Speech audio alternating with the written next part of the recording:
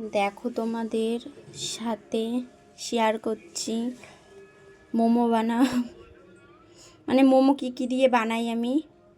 এখানে গাজর বিনস, ওই যে গাজর বিনস, এটা বাঁধাকপি কুচিয়ে রেখেছি, এখানে আদা রসুন কুচিয়ে, একটু ধনে পাতাটা দিলে খুবই সুন্দর লাগে। আর এই যে মেইনটা হচ্ছে পেঁয়াজ, খুবই বড় বড় কাটা হয়েছে, কিন্তু ওইটা আমি পুরো মিহি করে দেবো। সেরকম হচ্ছে ছুরিটা আমি পাচ্ছিলাম না, বটি দিয়ে সেরকম ভালো করতে পারলাম না। আর এইটা হচ্ছে মাংসর কিমা। এটা আমি কি করেছি বলো তো, গোলমরিচ দিয়ে মাংসটাকে কিমা পুরো বেটে একদম ইয়ে করে দিয়েছি। আর এটা সয়াবিন, এটাকে প্রথমে ভিজিয়ে রেখেছিলাম জলে, তারপরে সিদ্ধ করেছি, সিদ্ধ করে শিলনোড়ায় একদম ভালো করে কিমা করে নিয়েছি আমি। এটা সয়াবিনের কিমা, এইটা হচ্ছে চিকেনের কিমা। আর এইগুলোকে ভাজবো এই যে কড়াইয়ে।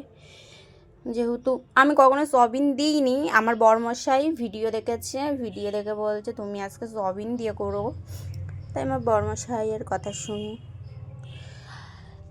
সবাই মোমো খাবে মোমো খাবে, এই যে। আর এইটুকুনি আদা রসুন আমি একটু পেস্ট করে রেখে দিয়েছি, ওই একটু মিশিয়ে দেবো। এই যে শুরু হয়ে গেছে মেয়ে, এইটুকুনি। তারপরে মোমোর রেসিপিটা দেখাবো খানি। এখানকে দিয়ে গরম করতে দিয়েছি। ভ্যাও ভ্যাও শোনা মাও, এই যে আমি মোমো বানাবো।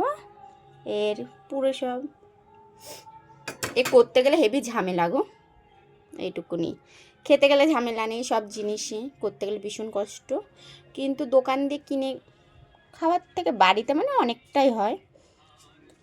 যেহেতু কিছু করার নেই, সবার টাইম থাকে না, যেরকম আমার বাচ্চা নিয়ে হিমশিম খেয়ে যাই আমি, একটু থেকে থেকে এটা কাটি ওইটা করি।